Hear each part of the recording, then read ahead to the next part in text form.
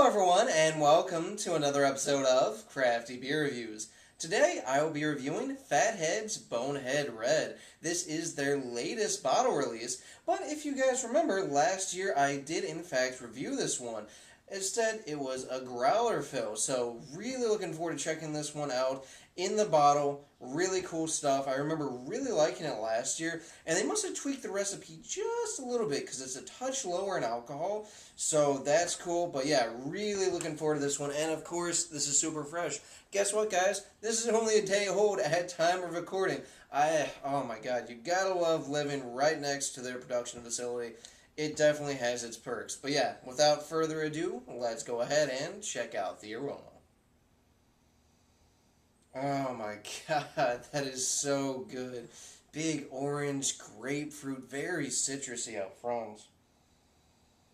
I'm definitely getting a lot of tropical fruits. I get like pineapple. There's almost like this slightly kind of guava note in there. Definitely big mango, kind of this peachy note. Touch of pine in there, but it's really all about the big tropical and fruit notes. There's definitely a lot of citrus in there. I do get a hint of the malt sweetness, like I get a little bit of a caramel malt backbone, maybe a touch of sweet bready malt, but yeah, primarily all about the hops. Smells fantastic. Let's go ahead and take our first sip.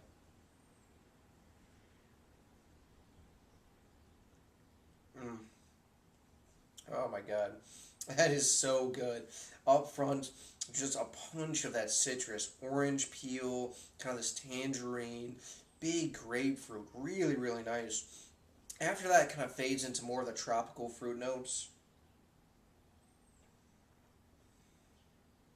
I'm getting like pineapple juice, mango, peach, kind of this apricot kind of note in there. Really, really juicy.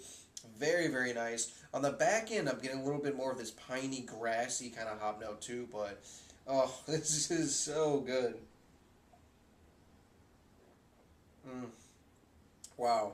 On the back end, I'm definitely getting a little bit more of that caramel malt base. I get a touch of like this toffee kind of sweetness too.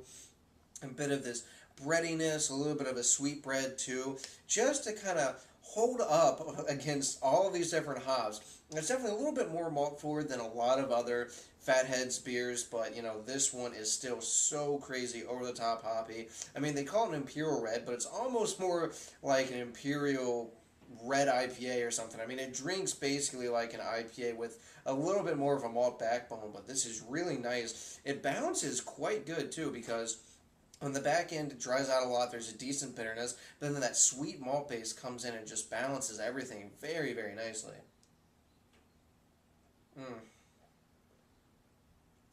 I don't know if it's because I got this bottle so fresh, or they tweaked the recipe a little bit, or it's just better out of the bottle. I don't know what the deal is, but I'm remembering that I liked it, but I didn't quite like it as much as I'm enjoying this one right now. It is just super, super tasty. Hides the alcohol crazy well. I mean, 9.4%, you get no hint of alcohol. A touch of warmth as it goes down, but wow, they just are masters of masking the alcohol in all their beers, and it's fantastic. It's got a nice medium body, leaning towards slightly full. It's got a creamy kind of mouthfeel. But yeah, great beer.